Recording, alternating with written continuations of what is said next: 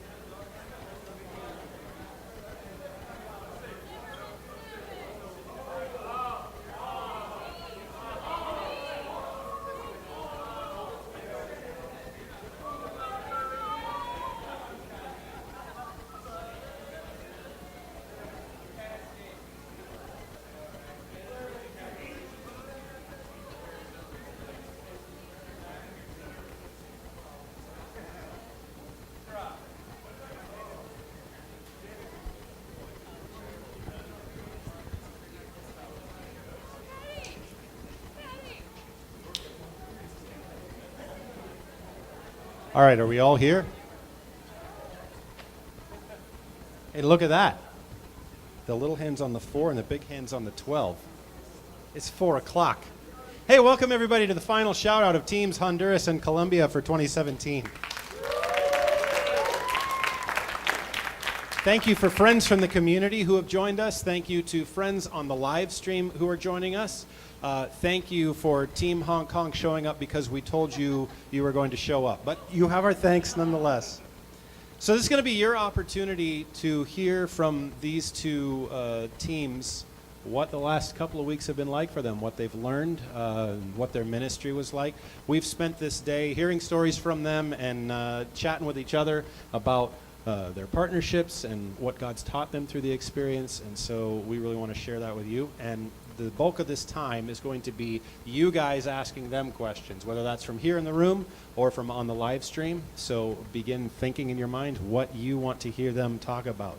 In order to get us started, I've asked each team leader to give us an overview of their partner, who they were working with, and what the mission of that partner was, how they wanted to use a CTI team to help them accomplish what it was they sought to accomplish. So where's Alyssa?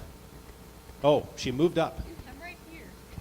There you are. Hey, Hi. Alyssa, why don't you give us an Hi. introduction to your partner? Great. Okay, so we worked with JPC Colombia, and we love you guys. I'm pretty sure you're watching. So when we were in Colombia, we actually went to quite a huge variety of places. So we went to a lot of schools, a lot of churches, some prisons, and played a lot of outdoor concerts as well.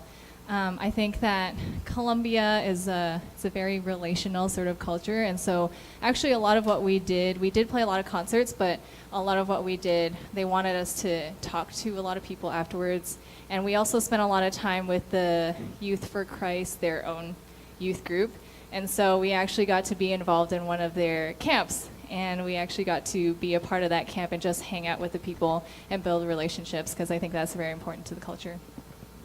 So what specific ways did they, how did a CTI team work with this partner in a way that maybe it's different than how other teams would help this partner?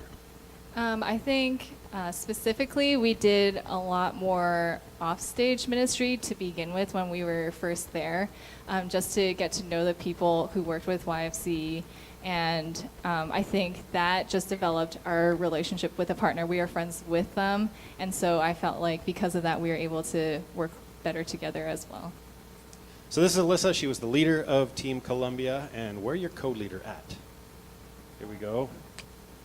Cam Zimmerman, co-leader for Team Colombia. So let's move to Team Honduras. Can you pass that mic to Lena? These are the only two mics that are going to work right now. So. And Lena can introduce her co-leader and perhaps give us an overview of your partner. Hi, so I'm Lena, and my co-leader was Jose, and we went to Honduras and worked with the Youth for Christ in Honduras. We traveled around Honduras and played in 3 cities for the most part, playing in churches, schools, and then a few miscellaneous street concerts or concerts in a mall or different random places. But simply put, our partner, the Youth for Christ director in Honduras, says, share the gospel. So that was our mission, to share the gospel with anybody and everybody. And that's about it. And so do they have specific ministries, different ministries that they focus on? Yeah, so I forgot one pretty major thing that we did there. We worked at the Youth for Christ camp, and we actually got to be a part of the camp there, which is a pretty huge ministry for them. They try to do it twice a month, I think. That's their goal. So they try to have camp twice a month over the weekend, and we got to be a part of one of those. Who comes to these camps? So a lot of times they bring in an entire high school or something. They'll either go pick them up, or the schools will come to them, and they'll just run a camp for a school. So YFC has a direct ministry through the camp, and then you're also doing just kind of outdoor ministries. What's their relationship like in the schools? So they partner with schools, and the schools will just let classes come, and we are able to share the gospel openly in public schools, private schools, bilingual schools. Yeah, sharing the gospel and encouraging students to respond to it. And do you have any sense for what ways a CTI team uniquely helps this partner in their mission? I think one of the really neat things about working with Honduras is the staff that you get to work for with Juventud Bar Cristo, Youth for Christ. They really become part of your team, and they are encouraged by us coming, and we're encouraged by the work that they do. So I think that's pretty unique and special with Honduras.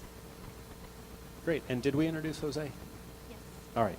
We'll introduce him again. Here's Jose. Oh, clap for Jose. There we go. So at this point, team members, we're going to use the mic that Lena has to answer questions, which are going to come from the audience. If you would like to answer a question, just kind of motion for the mic. Please stand when you're answering the question. Give your name, what team you are on, and like what your musical position was on that team, just so that people can get to know you. And with that, I'll turn it over to the audience. And what questions do we have from you guys? Yeah. So I'm going to repeat the questions for the benefit of the live stream. And the question was, let's talk about some of the biggest challenges that you guys experienced in your time working with either partner.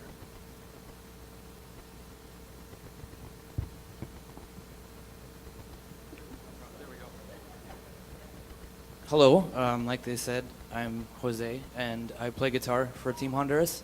I would say definitely kind of one of the big things that we faced the challenge of was the fact that we are humans and we only have infinite energy. Or we have finite energy, rather. And so we would do 3 concerts, 2 to 3 concerts a day. And it could be exhausting at times, but it was in those moments where we had to come together as a team and look at each other, but we also had to keep our eyes on God and keep our eyes on the goal. And there were, I'm sure many of my team members could say, there were times when we were physically drained and at the end of ourselves, and that was when God came through and gave us energy boost. That was definitely not of our own strength. So, Anybody else want to take this question? Some of the challenges you faced?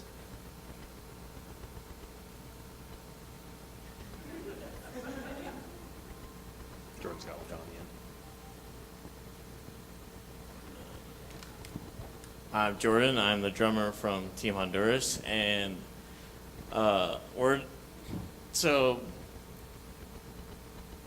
usually how we did it. It was 3 concerts a day. Sometimes those concerts, like we schedule what songs we're supposed to play. Sometimes we may Silly you. Sometimes we cut those songs for the sake of time, or even better, we put them back in because we don't have enough time. And so like you get into these situations where like, oh, let's cut this song. We don't have enough time, and then like a song after, we're like, oh, let's put it back in. And that's about the time when I feel ready to go, and that just drives me up a wall. But, this is one of those values conflicts that we talked about during training, right? Oriented to time versus oriented to the event. yeah. Well, just I think at that point, like being flexible with constant change and just being willing to remembering to serve rather than to just play and not worry about the small details, just the big idea.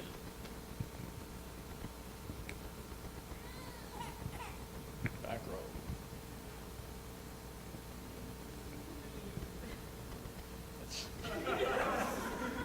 My name is Jeremy. I'm on Team Honduras as a sound tech.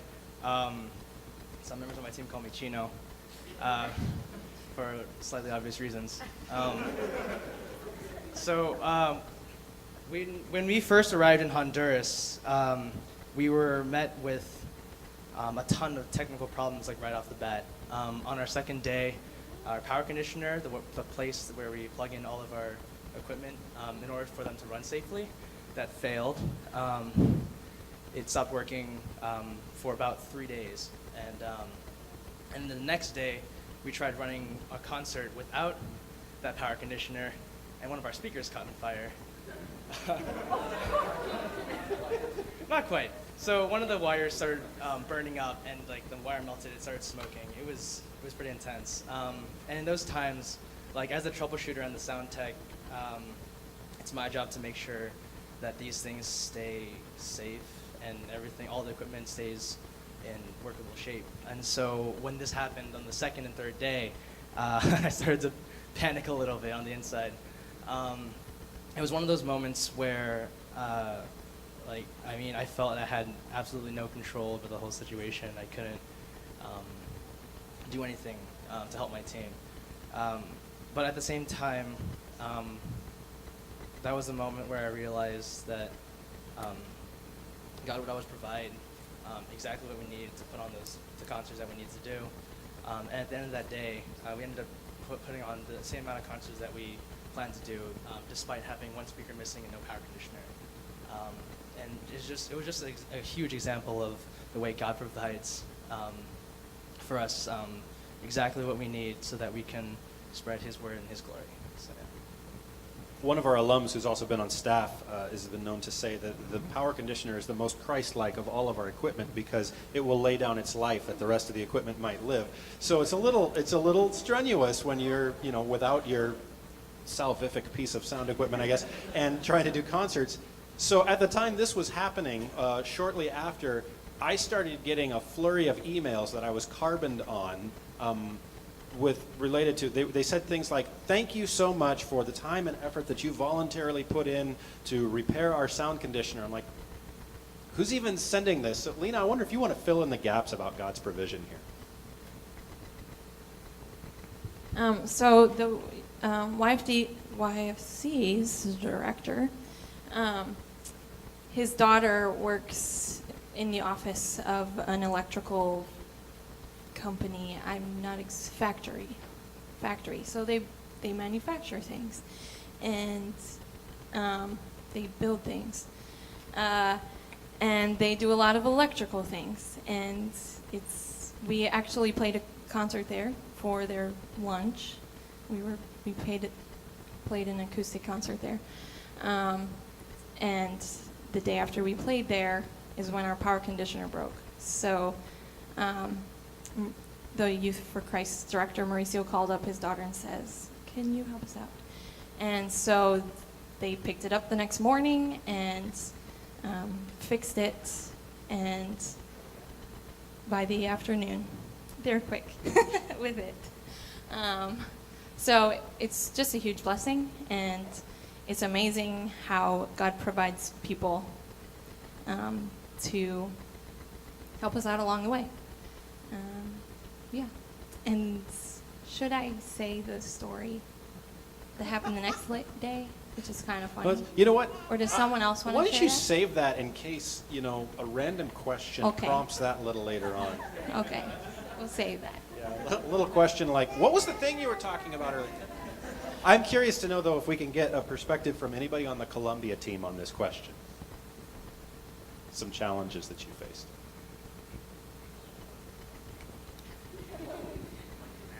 All right, Andy. Hi, I'm Andy. I'm a guitarist on the Columbia team. So we were participants in a Youth for Christ camp. Like the first weekend we were there, and so we were just kind of thrown in with the wolves as camp members, didn't speak the language, got split up into different teams. And Colombians go hard when it comes to activities. They don't mess around.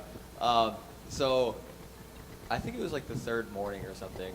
We got up at like 5:30 in the morning, and we were gonna hike 2 miles straight down the mountain to a river and a waterfall and have devotions there. And I remember I got up that morning, and the previous day had just been like such a long day of activities, just the most strenuous activities you can imagine. And so I was super tired, and I had to take a shower. So I went down to the showers, and the shower was just ice cold, like just freezing cold water, and I hate cold water. Um, and I just had to sit there and be like, God, I'm so worn out right now. Like, I don't know if I can do another day of activities after hiking, 4 miles on like a 45-degree slope. But in that moment, it was just like, God, give me the strength, and I had to choose my attitude right there. And I chose to just keep pushing forward. And I just thanked God that I could even take a shower. So do we, Andy. Thanks. Yeah. Yep. Because I was just, covered in mud and all this stuff. It was, yeah. And then later that day, the same thing. We had an obstacle course where we were like crawling through, literally in the mud on our elbows and knees, and then getting sprayed by like fire extinguishers and getting flour thrown at us. And but like, yeah, it was intense. But after I made that choice, like all of the other crazy things that I had to go through were more manageable, because I was like, you know what, I'm just going to choose to go all in, and just so I can connect with these people on the best level that I can. So, yeah, through the challenges, God provided. Hi, I'm Sarah Michelle, and I'm a vocalist on Team Colombia. And I think another challenge that we all faced was the language barrier. It was hard when you just have never learned the language before, and after a concert, people would come up to talk to you. Sometimes you can't find a translator to help you out, so they're just saying stuff to you, and you're like, and they're waiting for you to answer, and you just keep smiling and laughing.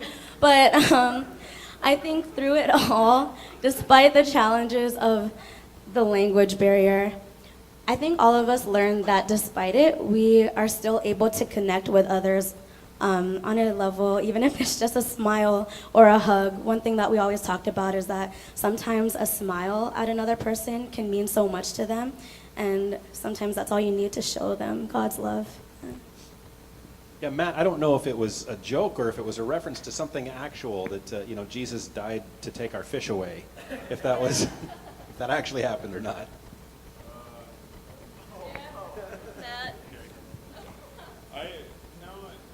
Okay, that's fine. I wasn't trying to put you on the spot. How about any other questions from the audience? Right here, Derek's got one. Can you be more specific, Derek? I have a little bit of Newland. Sure.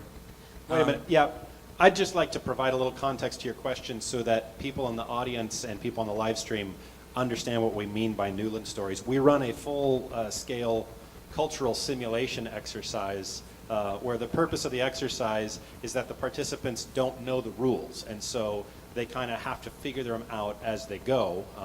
Basically, as they kind of fail and aren't able to achieve things, they're supposed to figure out how to make things work in this culture that we put together.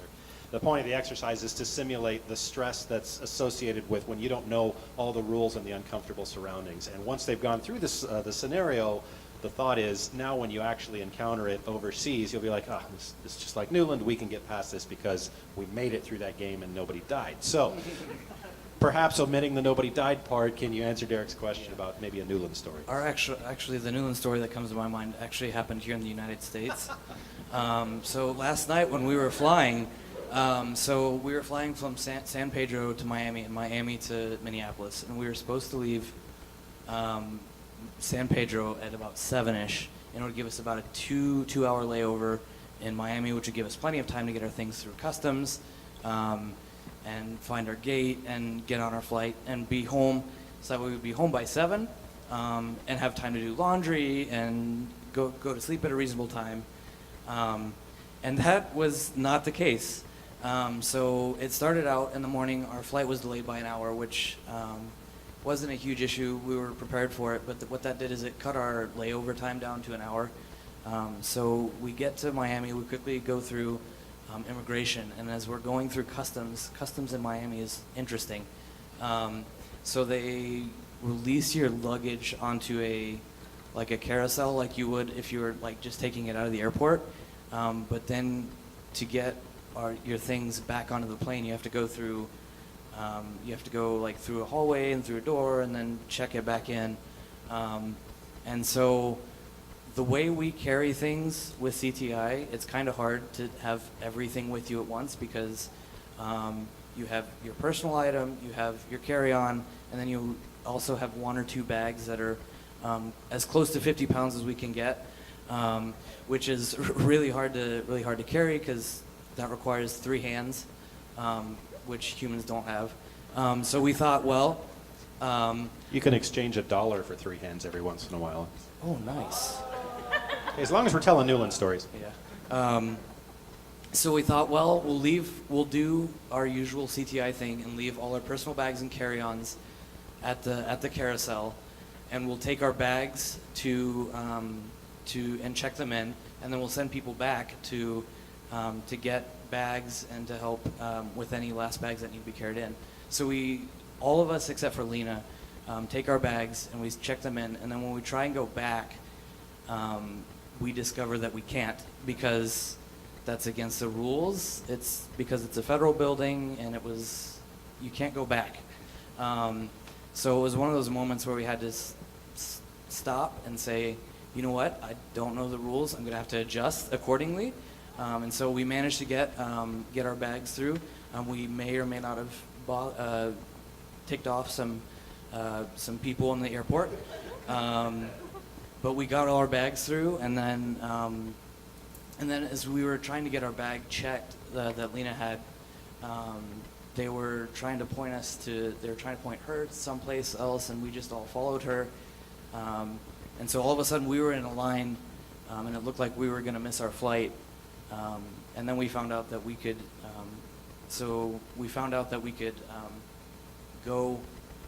We could leave Lena at the line, and we could all go and try and attempt to make our flight. And we ended up missing it, but it was kind of one of those opportunities where it's just, you have to, as my team likes to say, you have to drop the reins, where you have to let go of the idea that you are in control of everything that happens, and that you just have to simply step back, observe what's going on, and adjust accordingly.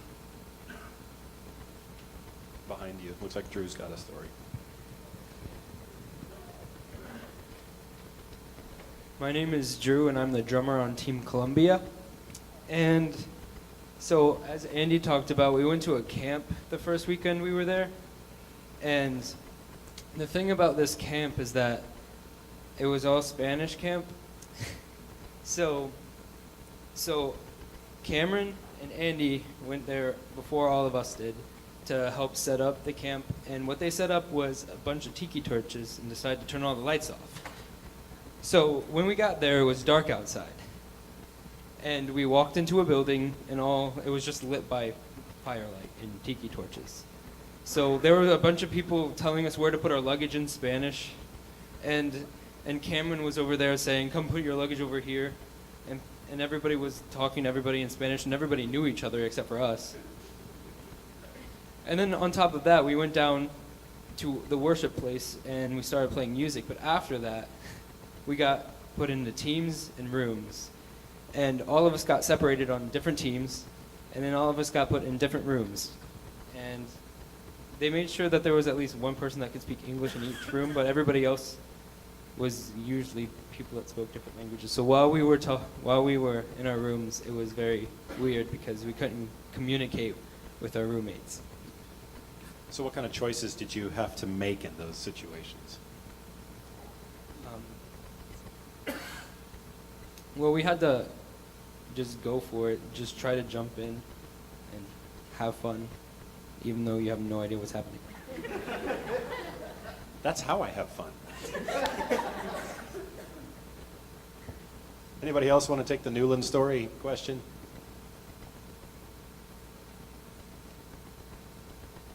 Is there another question from out in the audience then? Yeah. Some things you enjoyed about your time. Okay, I'm going to talk. So, for those of you who don't know, I'm Cameron. I was vocalist and guitarist on Colombia as well as the co-leader. And a few things I think I can say for the whole team. Something we really enjoy was Colombian food is great. It's amazing. There was very little food that we ate that we were like, wow, this is awesome. Colombian culture is awesome as well. We felt really welcomed there. It's just one big happy family, and got to be a part of it. We were adopted into the Colombian family. It was also great getting to partner with YFC.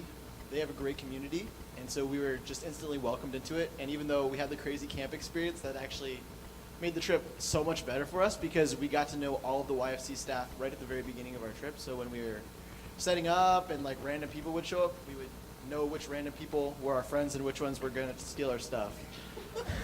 And so it just was really helpful. And yeah, we were super blessed also. We got to, with our stay there, we actually stayed in the home with our contact. We stayed with the Trevino family in their home.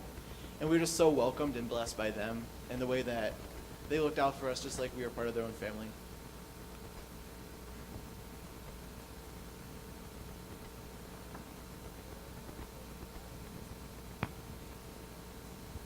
All right, so I'm Daniel, and I'm an electric guitarist, or mostly electric guitarist for the Honduras team.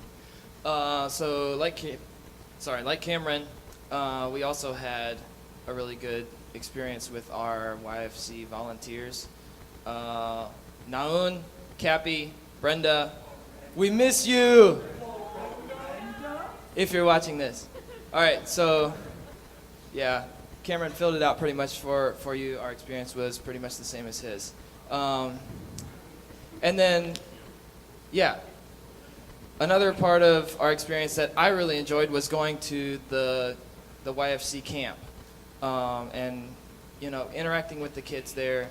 We got to play Kill the Carrier in 4 inches of mud, and I got my finger cracked and stepped on a lot of different stuff. But by the end, we were all covered in mud, but we had fun with, like, it was another kind of half Newland experience. We didn't know exactly what the rules were. We just knew grab the ball and run. So yeah, the camp was a really awesome time for me. We got to do some obstacle courses. We went zip lining. We got to rock climb up a waterfall, all kinds of crazy stuff. So, yeah, I think that's some of my highlights. So while we were in country, there were a couple special events that happened. First, the 4th of July. First, the 4th of July, which obviously they don't celebrate in Honduras, but the Youth for Christ really wanted to celebrate it with us, so they surprised us. And they decked the place out with American flags everywhere, put the American and 1 Canadian flag, which, okay, in honor of Canada. But they stuck the flags in the pineapples and then had red, white, and blue balloons and so much red, white, and blue. And the best hamburgers ever. But I really enjoyed how much they wanted to surprise us and serve us in that way. They love doing that. And Mauricio made us sing the national anthem, and then he made us walk outside, and right as we ended, fireworks were going off. And it was just like perfect ending. Like right as we hit our last note and rung it out, the last one went off. I don't know how they planned that, but they did it. And then they also surprised Matt on his birthday. And they just had a blast planning his birthday. They ran all the things by me. They're like, we're going to do this, but it's a surprise, so don't tell anybody. And so it happened to be, his birthday happened to fall on the last day we were at camp, so Matt kind of got stuck like cleaning a lot of things and fixing a lot of things. But he was busy and he didn't see us plan for his party. But I just loved being able to serve alongside them and let them have fun serving us. It was just a blast. So.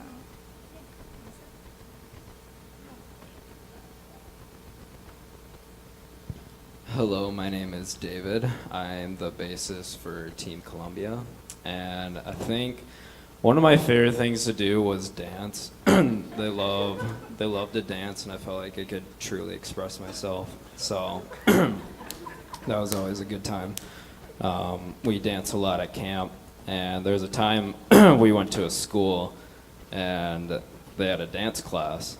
So I got to dance with the dance teacher, and that was a party of itself. But yeah. She'd start off really simple, and I would be like, all right, here we go. And then it got really complex. I was like, I don't know what's happening, but sweet. So, yeah, I would be like, you know, something along the lines of that. But, and everyone there has a really good sense of humor. So there was a lot of jokes that were made throughout the time. It was a lot of fun. So. Also, I forgot it wasn't the most important thing, but one of the most important things about Colombia is that they have really good coffee. So every day I drank large quantities of delicious coffee. I just want to say that. It was nice. I'm actually not sure anything else needs to be said, Cam. It's a lie! Hi, I'm Matt. I'm a guitarist, I think. Is that what's my role on the team? They're just like, hey, give him a job, let him feel loved. Let him feel needed.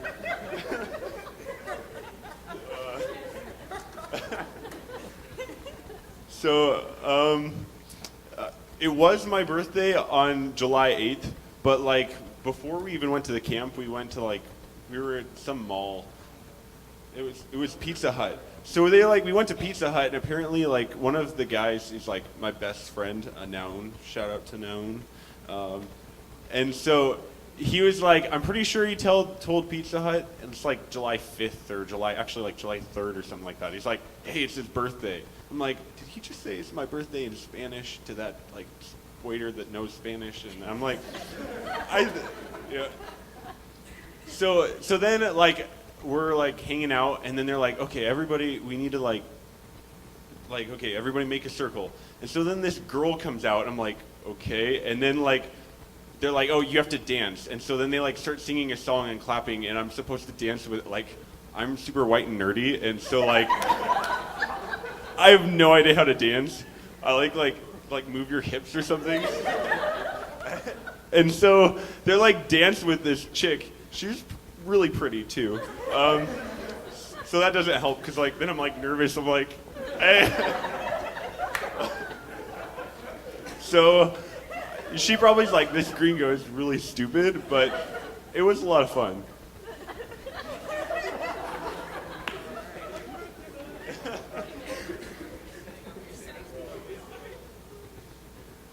We'll get back to you. Yeah, go ahead.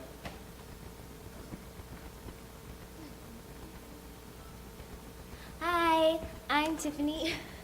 I'm Tiffany, and I'm a vocalist with Team Colombia. I really enjoyed all the venues that we played at. We played at Drug and Addictions Rehab Center. We played at prisons, youth groups, churches, and even on the streets. And I especially enjoyed playing at the drug rehab center. Once we started playing, the room filled with so much energy, and I knew that they were jumping and dancing not because we were, but because God gave them that joy to respond. Those guys there really understand how God rescued and saved them, and that was really encouraging to me to always remember and recognize my own need for Jesus and to respond with so much joy and to respond freely in song and dance. I'm going to grab a question from the live stream, which is kind of related to the thread that we're on, except that I just broke my phone, so let's see. For Team Colombia, what were some of your favorite experiences and bonding times as a team? And that is from Angela via the live stream.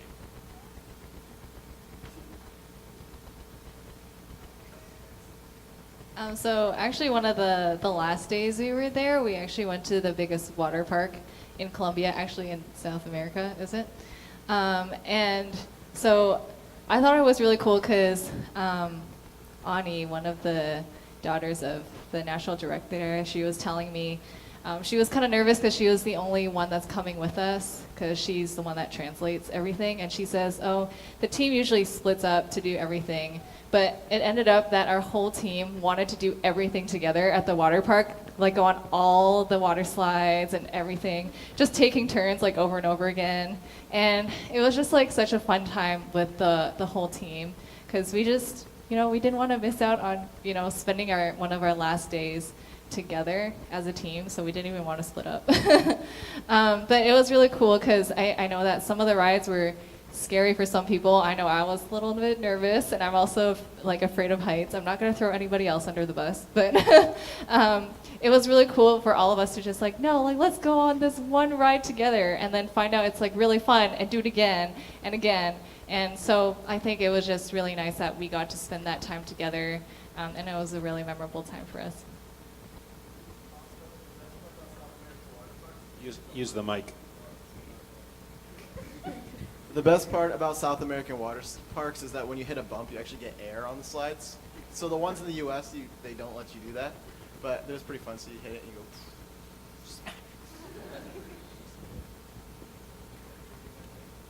Other team bonding stories for Team Colombia, and then we'll give Honduras the chance to answer the same question.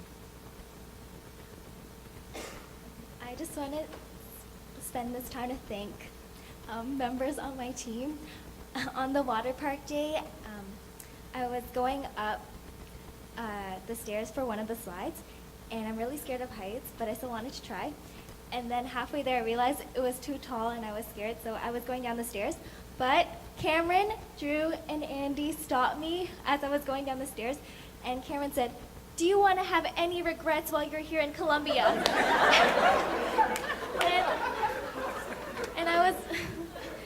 And of course I said no, but I was really scared. So Cameron took my hand and he encouraged me every step of the way. He really did. He was trying to distract me, and it was really good. And I'm so thankful that I went down the slide. The slide that I thought would be the scariest one turned out to be one of the most fun ones. So thank you guys for encouraging me.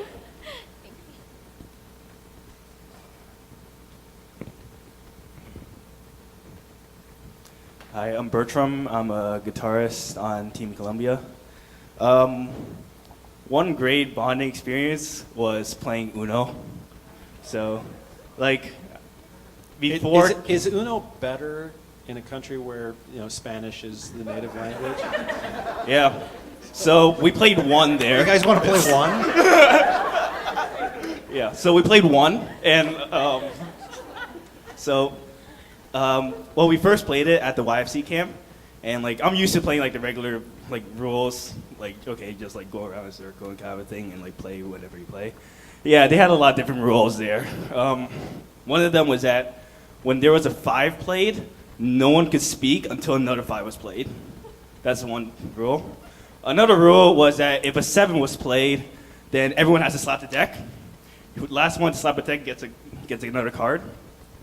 And also, if there's a card played and you have the same exact card, same number, same color, or same exact thing, then you can also play it out of turn. So, yeah, when the +4s came out, that was fun. Yeah, I got slapped with +20 one round, and then Alyssa got slapped with +24 another round. So,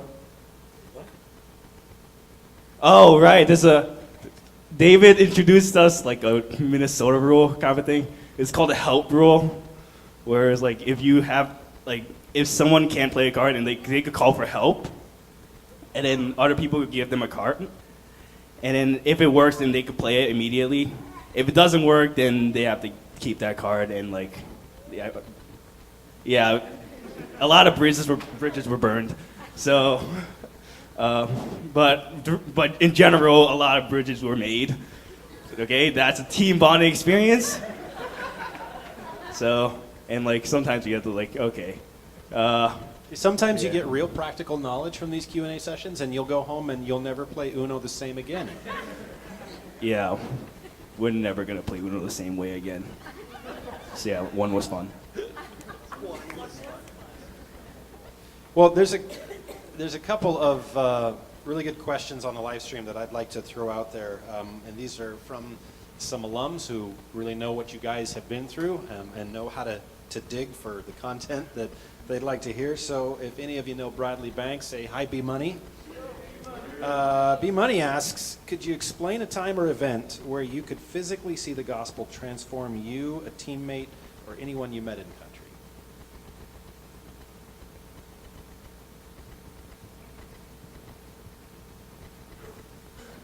Hi, I'm Jeremy. I'm a vocalist on Team Honduras. And like many of us were talking about, just being physically drained and tired. During our second week, there was a concert where we had set up everything and we were just kind of waiting for the service to start, waiting for the church members to show up. But I was just feeling, I was at like an all-time low, rock bottom, just mentally, spiritually, physically. And then it was in that, like, 2 seconds later, Lena was like, all right, guys, let's take the stage. And at that moment, I just closed my eyes and I was like, God, I need you now more than ever. And the concert went as it did. It went incredibly well. And then at the end of the service, while the pastor was praying, I just kind of came to my senses and I was like, wait, that was an incredible show. I feel great. Did I not think God was going to answer my prayer? Did I not think that the creator of heaven that came to save us from our sin was going to save me from this little situation that I was in? And so just to see God, pull us out of the depths and really refill us so that we could fill other people was one of the most like rewarding experiences.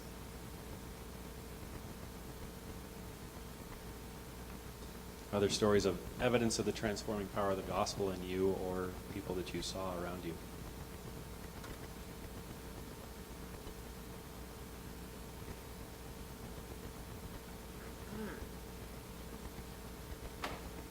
So I mentioned Naun earlier. He's one of the YFC volunteers that we worked with.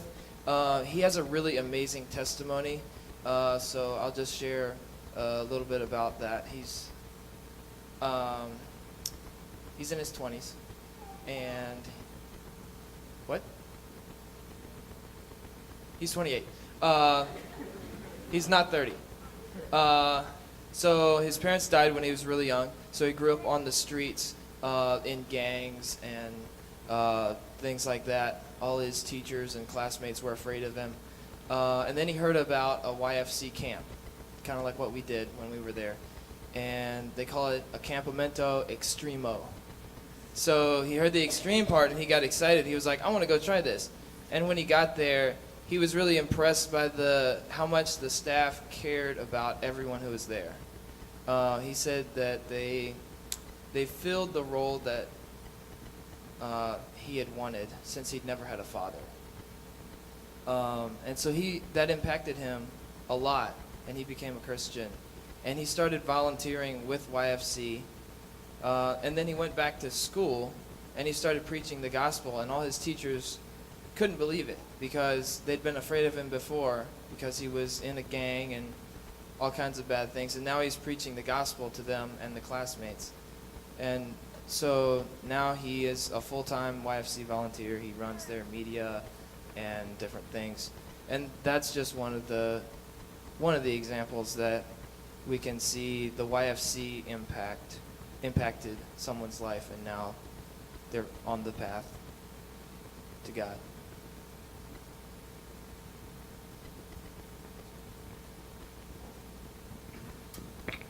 Like I said, I'm Matt. And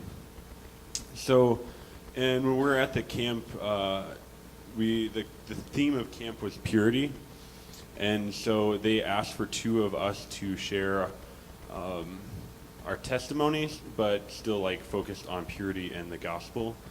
And so before I was like freaking out because like I planned what I wanted to say, but like for me it was really tough because it's like What are these people going to think of me when they hear that, like, what I've been through? But then Lena started going and talking about the gospel, she talked about her life story and the gospel, and I was reminded of that, the gospel is literally is about that we're no longer known by what we've done, but we've been forgiven of those things. We've been transformed and we're made new. We're new creation. And so for me, I was like, wow, I'm about to go preach the gospel to these people using my life story. And I'm having a gospel moment right here where I'm like, okay, do I believe this or not? Is my identity in the things that I've done, or is it in Jesus Christ? And so that was one of those refreshing moments, because after that I really wasn't as nervous to share it, because I realized, look, my identity is in Christ, and I don't have to be afraid of what people will think of me because I'm forgiven. So that was one of those moments that I felt transformed by the power of the gospel. Sam Ayun is another alum of ours who sent a question on the live stream, and it's kind of a twist on this. But Sam is serving as a language coach for these guys, so he's coaching them in their Cantonese lyrics from his home in Canada, so he's doing it remotely. But I say that to let you know that there's the angle that he's coming at the question. He's wondering if you've had gospel conversations with people despite the language barrier. Can you guys talk about any of those? Okay. It's me again. Me llamo Mateo. Yo soy un gringo. Mi español es muy malo. So after I had this experience with one of the first people that I really spent a while with talking, her name was Juliana, she's 13. And so it became really clear to me that I need to be focused on using all of the opportunities I have to share the gospel. And so not only did I try to learn Spanish, which is really hard, because tenemos, and there's all these weird conjugations, and then I say it weird, and so I'll tell people, they'll be like, what, como te llamas? And I'm like, Mateo, and they're like, ¿qué? And then Mateo, and then a Honduran who's knows me will say my name. They'll say Mateo, and then they'll be like, oh, I'm like, I just said that twice, and so apparently I pronounced everything wrong, but and so he's been making jokes that I have many fish, because you can learn the gospel. There's a five and in vida para en vida sabes que sabes 5 cosas necesitas sabes. Anyways, what it's saying is there's only 5 things you need to know, and it's Dios me ama, pero God loves me, pero tengo pecados, which is I have sinned. Well, it's really saying I have sins, but I've sinned against him. And it says Cristo murió en la cruz, Christ died on the cross. Si creo en él, if you believe in him, tengo vida eterna. And so for me, it was really cool, because I learned that, and that was something super easy to share. Except when I was learning it, my friend that I mentioned, Naun, he was teaching me it, and so I got to the pero tengo pecados. I've made 2 mistakes. One, I said pero tengo pescados, which means I have fish. Changes the entire story of the gospel, because Jesus died for my fish, and I no longer have fish anymore. So I don't know what that was about. So apparently I'm starting a cult or something. But then the other one was I said picadas, and I don't actually know what picadas is, but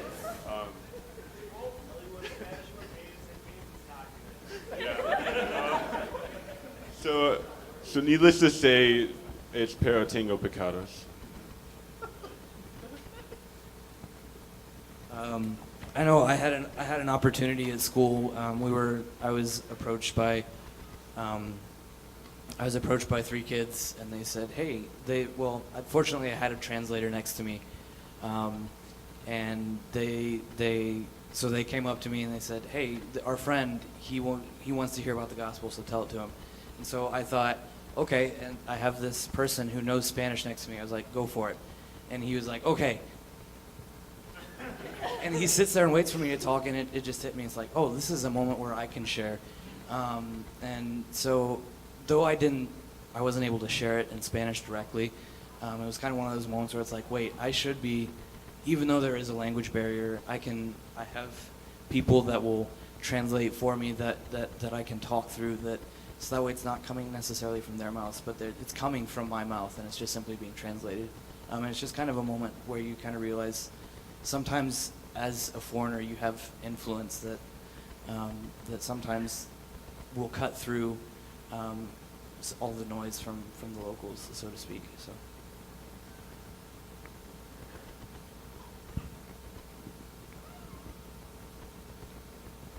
I'd like to share a story from our first concert. This was an outdoor concert for a transient audience, and I was pretty nervous about this concert because it was our first concert and I didn't really know what to expect. So after the concert was over, I decided to talk to some people with our translator, Ani, and a girl approached me and she started asking me questions about Christianity. She asked me, is it true that Christians can't wear earrings?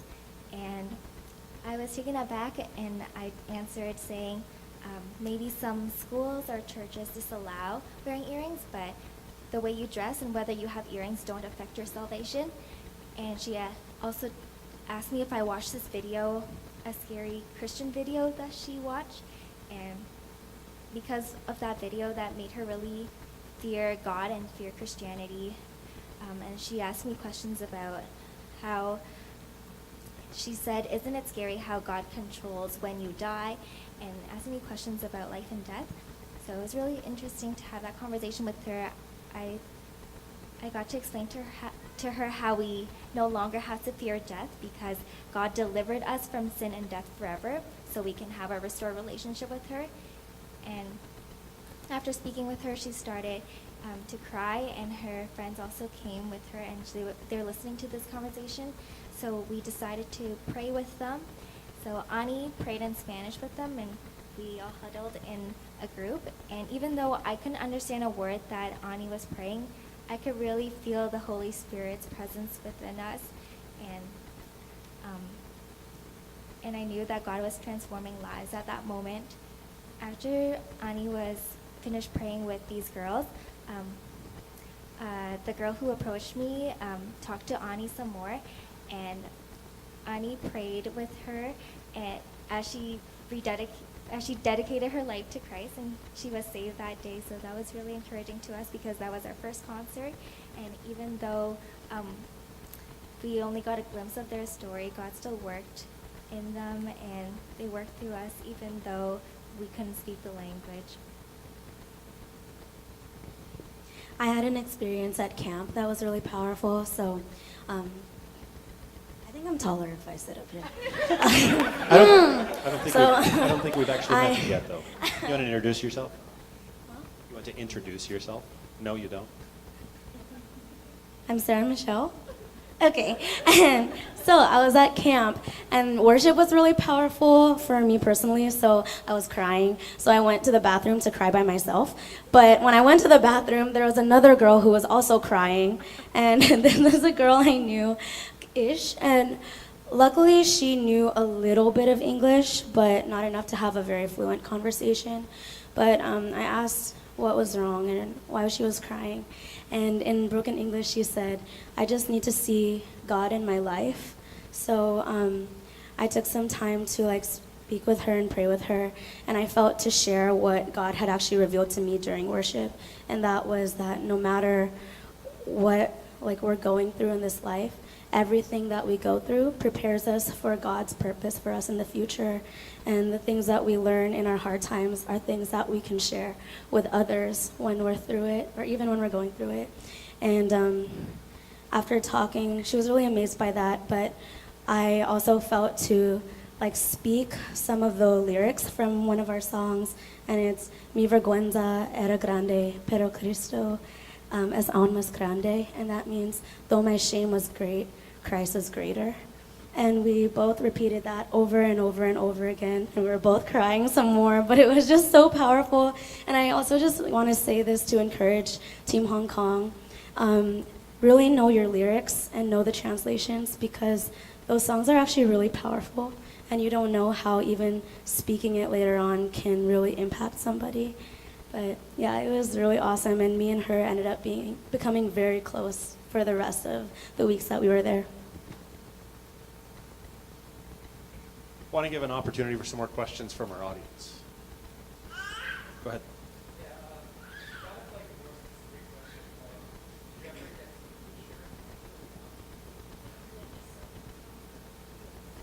Awesome.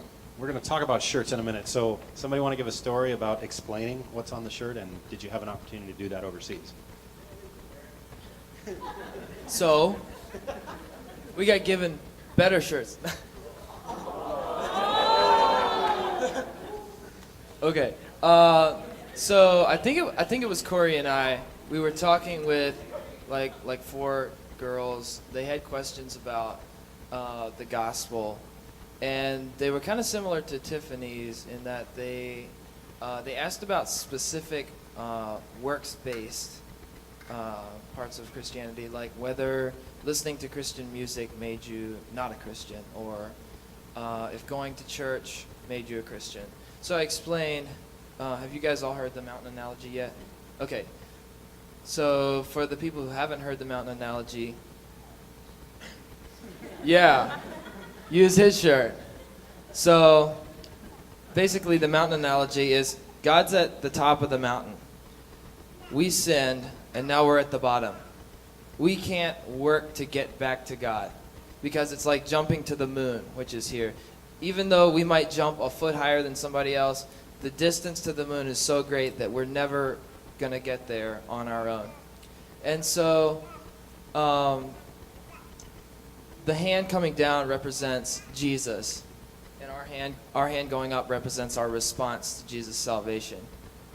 Jesus is reaching down, offering salvation, and we reach up and grab his hand so that we can go back to God. So I was able to use his shirt, or a shirt like this, as an analogy to say works can't get us back to God. Only Jesus can get us back to God. If you're interested in teaching that seminar the next time around, give me a call. It's well done. Anybody else want to share a story about? I saw a lot of nodding, so. Anything you guys would like to share with the class? No, okay.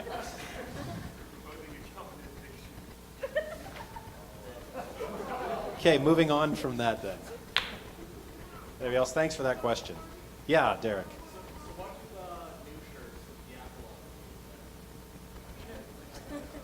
Okay, Jose's got this one. So this shirt is actually based on an old CTI shirt.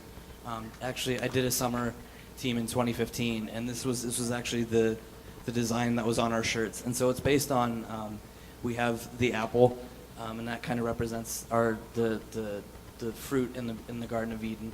And we have the 2 sides. We have the good side and the bad side, and it kind of represents sin and what it's like when Jesus saves us from that sin. So Honduras took our previous shirt design and Hondurified it, which I think is pretty awesome. Any other questions from the audience? Yeah.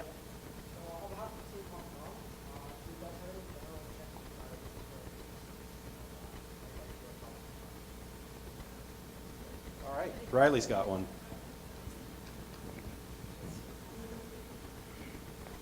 So I'm Riley. I'm the bass player for Team Honduras. So yeah, just kind of like what Jordan talked about and what Jose talked about, like being very flexible, traveling overseas. I know there were days where like, oh, you have an off day, JK, you have like 4 shows. And we're like, oh, but I was playing cards. But whatever. Playing one. Yeah, I'm playing one. Come on. Then we go play 4 shows. But just being very flexible is probably the biggest thing that I've learned on this trip. And then as Jose was talking about, like our motto is kind of like dropping the reins. Like a lot of time we want to be in control, and like we're like, okay, but we're gonna do the show this way, and then it doesn't go that way. And so just like being able to like let go of control and let God take over is like a huge thing. Especially I think it's a big thing in just life in general. So, but having that like attitude on the trip is very key. So. Andy down at the end is something, then we'll get it up to Sarah, or either way.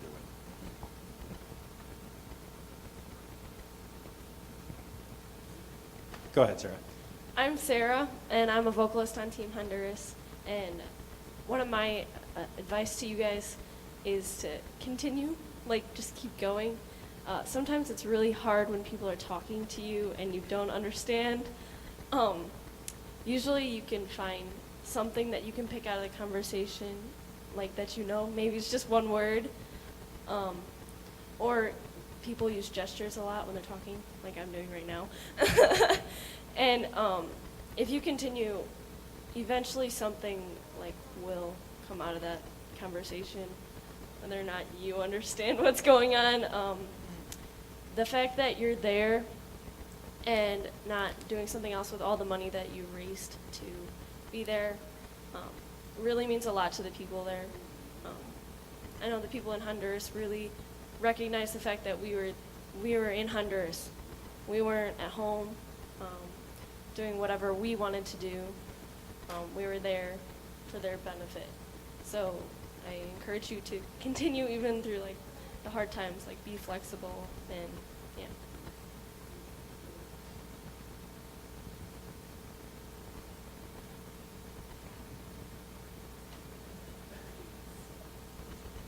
One thing I learned a lot was that humility is the great leveler. And so when you're going into situations where people are asking you to do things that you've never done before, just go for it and be all in. And when you make a fool of yourself, like, people will just connect with you a lot quicker. And even if it's through humor and them laughing at you, like, it just really helps relationally. And then I had something else. What was it, Matt?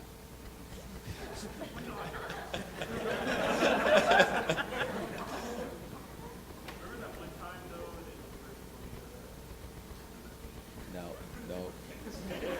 Well, if it comes back to me, I'll tell you. But yeah, don't be afraid to make a fool of yourself, because it's healthy. Oh, I remember.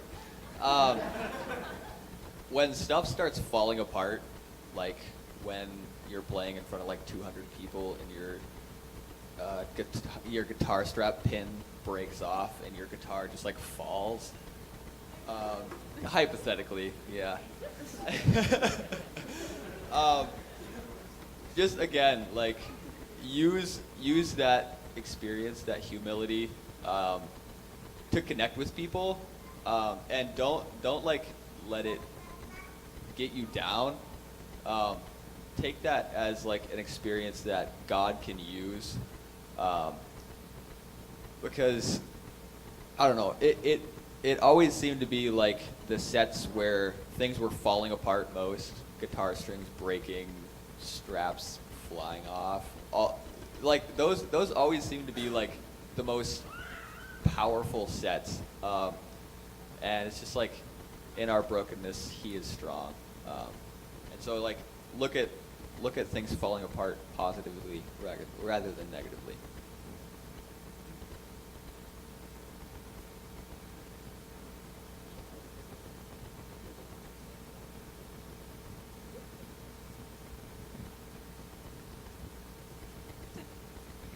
Hi, I'm Michelle. I am the keyboardist for Team Colombia. And I just want to say, I think something that our team talked about a lot was getting the approval from others.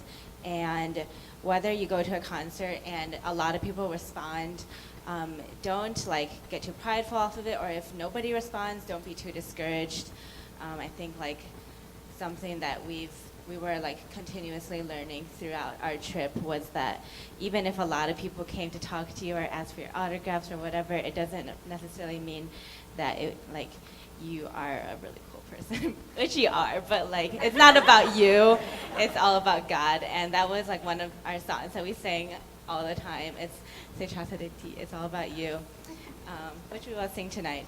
But yeah, I just want to encourage you, if you don't get all the attention, or if your expectations don't get met, or if your trip doesn't turn out like ours, that you know that you will stay focused on the song and the message that you're bringing.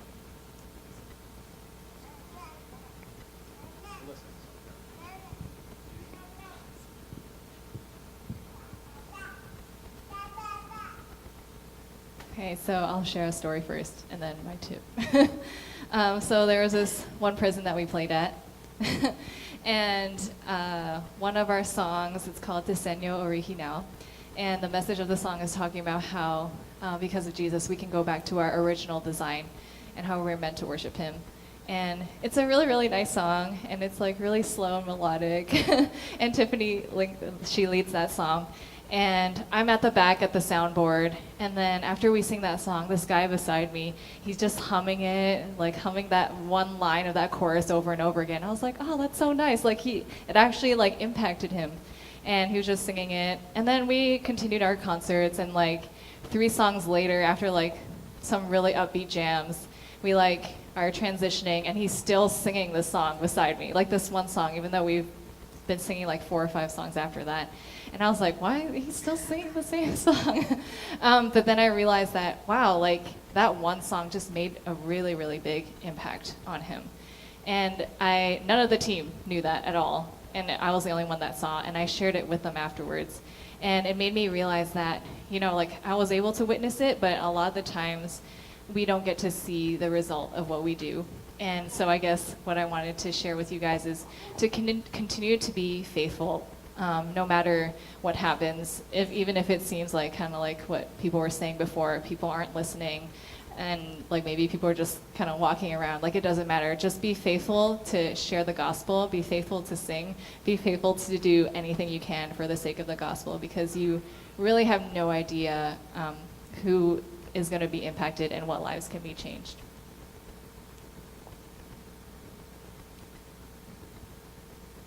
Other questions from the audience? Yeah, up here.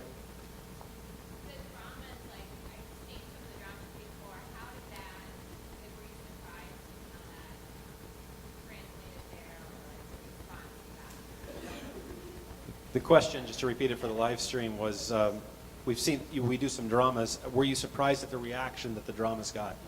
Maybe you can elaborate on how those were useful and how you saw them used to share the gospel. The dramas, at least in Honduras, were very popular. Whenever we did the dramas, you'd always get a ton of applause, even if you thought it was a really bad one. And it's also a really great transition into the gospel, because they just watch this and you get to explain what happened throughout the drama, and the drama basically tells the story of the gospel. So you can very easily connect that. And I know the people of Honduras really love stories, so the fact that it was a story and it was being portrayed really, really helped the people there, and it helped them connect with what we were trying to get across.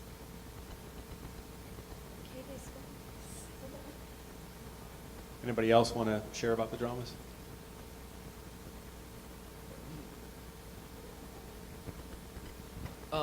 So we have 2 dramas. We have one that's called Dare, and then we have one called Creation. I really like the Creation drama, mainly because I wasn't in it, so I didn't mess it up. But also because in the second half there's a song, and it's kind of a slow song, and it has pauses in between the words, and in between our national director would translate into Spanish what the song was saying. So I thought it was really really neat that they could actually understand the words of the song. So yeah, I thought that was really cool. Porque te escondes. which translates.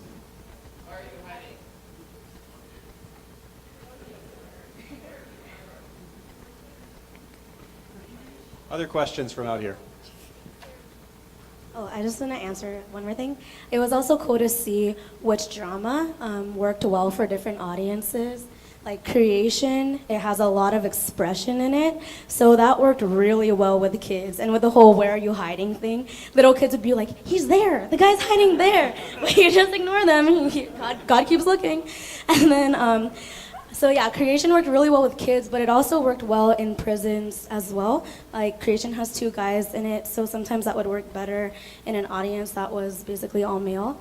And Dara worked a lot with transient audience as well as youth groups and people who have grown up hearing the gospel, but then being able to see it in front of them and to see how maybe life has controlled them and knocked them down, and yet God is still always willing to reach out and save us. It was just really awesome to see how people received it really well. A lot of people cried almost every time. There'd be someone crying. So. Cool. You have a question over here.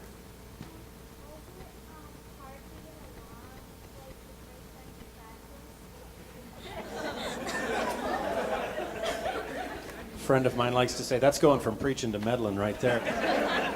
The question was it hard for you guys to get along, like particularly in practice and other times, but hard to get along? Any stories about that? All right. At least on the Team Honduras side, we all kind of got along really well from the beginning. We had a lot of fun times. We got off topic really fast, but I've shared a lot of good conversations and relationships with the people, and training. There was times where it was really frustrating when you're trying to put together songs and no one's ever put the song together with these very different personalities, but it usually ends up coming together, and God makes it work. So yeah.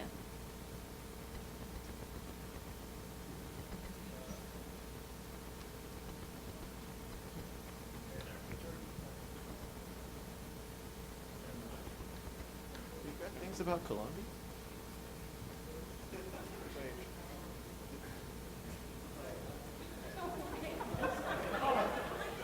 Apparently right now is the...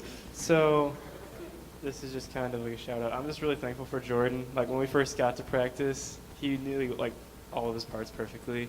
So as a bassist, that just really helped me out. So I just want to thank Jordan real quick. Way to go, man. Anybody else have something they want to say on this topic? Jordan does.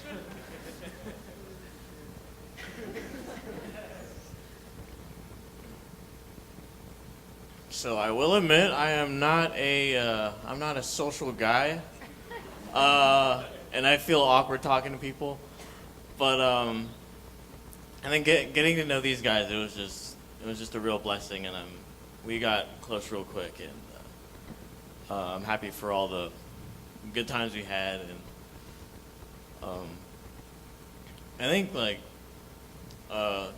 what they, because I think splitting us into sections, I really got along with Riley really well.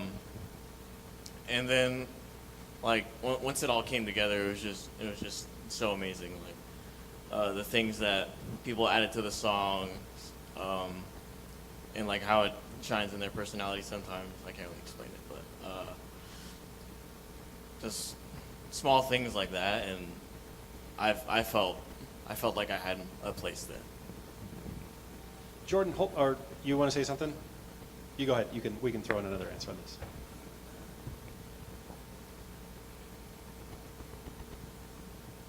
So, I'm kind of a goal-oriented kind of person. So when we would have to set up and tear down our equipment, I would get, the first week and a half or so, I would get very angry at the people who didn't want to help set up and tear down, and I had to end up doing their work. But then, like, during the second week, it really it showed up to me that we're not there just to do work. We're there to build relationships. And so I began to see that the people who were going out and talking to people also had a valid point of view. Instead of being totally goal focused, I started accepting that they wanted to talk to people, and I also started talking to more people. So that's one example of how my values changed a little bit during my time.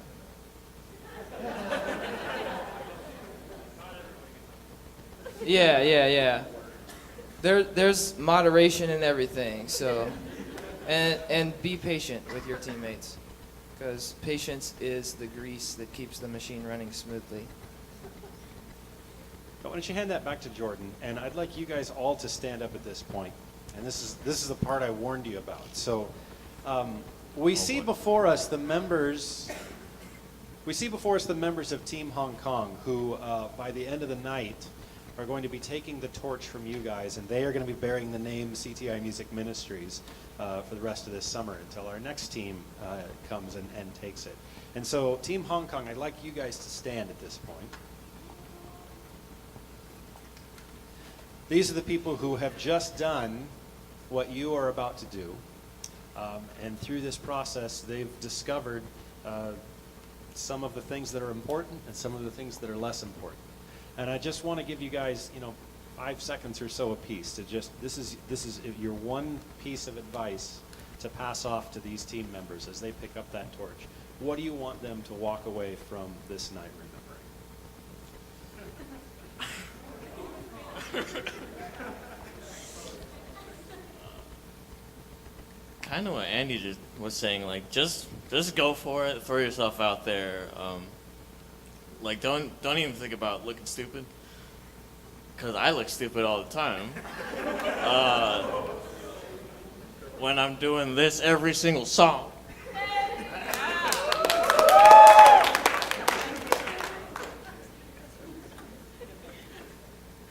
So for me, I think I want you guys to remember that when you share the gospel and when you share from stage, on or off stage, remember also that you need Jesus, and preach the gospel to yourself every day. This is not really, I don't want to answer with a cop-out, but kind of along the lines of Jordan and Andy. There are going to be times where you mess up. There are going to be times where you forget your guitar part. There are going to be times where you can't hear yourself, so you sing at a different pitch. Hypothetical, completely hypothetical. But one thing that I realized, while overseas, and one thing I want all of you guys to remember is, at the end of the day, the story of the gospel will be presented, and God will reach the people that you went to reach, and He will work through you regardless of anything that goes wrong. And anything that needs to be heard will be heard, and anything that needs to be forgotten will be forgotten.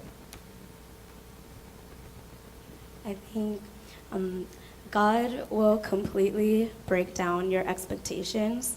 If you have expectations, He'll also exceed them far more than you can ever imagine. And if you're like me and you have absolutely no expectations, then be excited. But I want to say, too, that in order for this trip to be wonderful, you have to get out of your comfort zone. It's out of your comfort zone that God will do the most. I want to encourage you guys to stay faithful and remember that God's will be done whether or not He reveals His work and results to you. And to the vocalists, I want to encourage you, it's not about your voice, but about the God that your voice is singing praises to.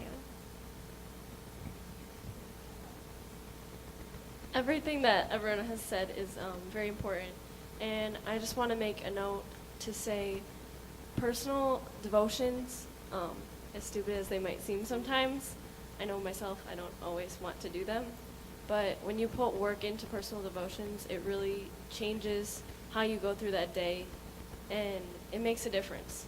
So I want to encourage you to, even though you're really busy, take time to really think about it and do some personal devotions.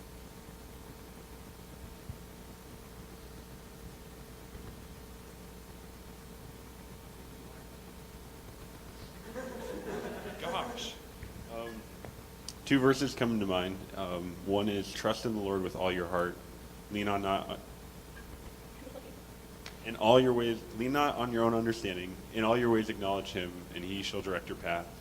And then the other one is, and it says, and we know that all things work together for good to those who love God and to those who are called according to His purposes. Every time something would go bad, I don't know necessarily why it went wrong, or like in a, say, like God reason, not necessarily like, I mean, the bus got stuck. They drove it into a ditch. Like, that's why, but, yeah, hypothetically. But bad things are going to happen, and they're not going to be fun. But, like, trust in God, trust in God, trust in God. He's got it all in control. Yeah, I guess I was just thinking about, like they were talking about in creation, the point where it looks like God and man aren't reconciled with each other. And just remembering that in situations when it seems like God isn't there, it's not God that's turned away from us, it's us that's turned away from Him. And just remembering, at least for myself, when I had bad days or whatever, it wasn't because God had left me or He was not doing His work. It's because there was something in my life that was getting in the way of that, and learning to let go of the things that I'm holding, saying no to myself and saying yes to Him. Similar to what Sarah says about devotions, I would just say it's really hard to pour into others if you're not pouring into your relationship with God. So I would definitely say start your day in the Word of God and end your day in prayer and in relationship with God, because it's only then that you can truly keep things in perspective and properly pour out into those that you come in contact with. So it's something that I wish I had done more was praying before every concert, and that's something I would recommend you guys. Maybe just like doesn't have to be as a team, but just like a short prayer dedicating the concert to God. And oftentimes, like when we're rushed to do a concert, it just be like, oh, we have like 30 seconds until we have to be on stage to play, and then you're just like fumbling around and you're just thinking about everything that's going on at the moment. But it's easy to forget, like, even when you're doing verbals, it's easy to not actually believe what you're saying. So that's something I really encourage you to do, is just to dedicate everything to God. So my advice is just to be intentional. Be intentional in your faith, be intentional learning your parts for your music, and then be intentional about serving your contacts overseas. It could be hard sometimes when people aren't responding to the gospel well, to just kind of be like, okay, they don't like me, so I don't like them. But every day you can choose whether you have a good day or a bad day. Your day might still suck, but like how you respond to that is really key. Yeah, and then second, just being really flexible, like I talked about earlier. It's big key, and also how you respond to your day. Yeah, so I would say don't let how you're feeling on a certain day affect how you're going to spread the gospel. Because there are a lot of days where sometimes I would just feel spiritually drained or emotionally drained or physically drained. And when I'm speaking a verbal or playing my part, I would get thoughts of, oh, am I doing anything? Am I affecting anyone? But don't let that impact how you view God and how He's going to work, because He can work in those moments. So just always trust in His promises, because He's always going to be there for you. So imagine you have a rock. And that rock is all of your stresses and anxieties for the day. And every morning, you get up and you give that rock to God. Like we should every morning. Like that. But subconsciously, every morning, we will pick that rock back up and we'll go about our day, bringing back all of the anxieties and worries that we just gave to God, which is kind of not a good thing. And that was one of my devotions was about. So also devotions are really important. It's a good time for team bonding, but it's also a good time to dig into the Word of God and to do all of the things.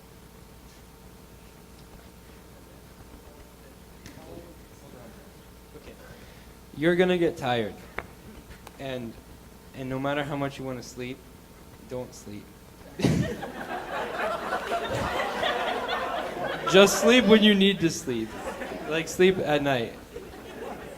And this is gonna sound totally not me, but you'll never regret saying no to yourself and yes to God. I would just encourage to always remember to maintain a positive attitude and remember the purpose that we're in our countries for. Just remember that we're there to serve and to share the gospel, and that it's not about us, it's about what we're there for. Going off of that, we planned this so it would work together, but nothing can keep the gospel from being shared. As long as you're faithful, God will use you. Not even a dog peeing on a power conditioner can keep the gospel from being shared.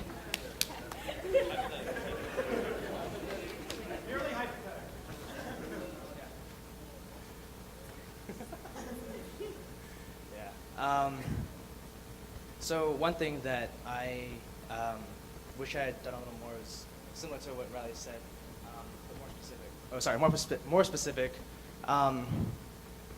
Be very intentional with your verbals. You might think that these verbals are like you do these verbals all the time, and you might recycle it over and over again. You'll just hear it over and over again, and you'll feel as if they might not be important or they might not be as exciting as the music. But these are the words that you're sharing about God. Just remember that you are being a reflector, a mirror of God for these people. And these verbals are like probably the most fundamental way of doing that. And so just like the lyrics of the songs that you're going to be singing are important, their verbals are very important too. So it's best to be as intentional as you can with them so that you can really communicate just how great God's love is to the people that you're talking to.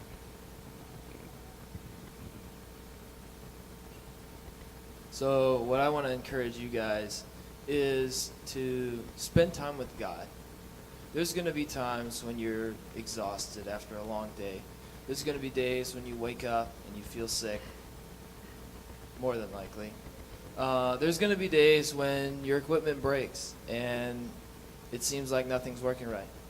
And those are the times when it's especially important to spend time with God, reading the Bible, talking to Him in prayer, because I know that's helped me a lot during this trip. I know there's been several experiences when God spoke very directly to me when I was in a very low point. So just want to encourage you guys to do that as you go out on your trip too. Yeah, I just reiterate what I said before. Like when stuff starts falling apart, look at it as an opportunity for God to work rather than looking at how everything is going wrong.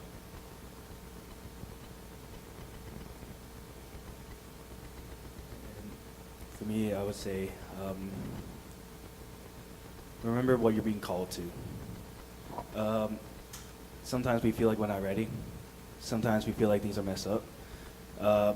But God doesn't call the equipped. He equips the called. And there may be times where, like, you may have a concert and nothing will go right. Nothing may go right, or like, maybe you'll feel like, oh, this is bad. No one came to Christ. Just remember that even in those moments, God will be pleased with your work.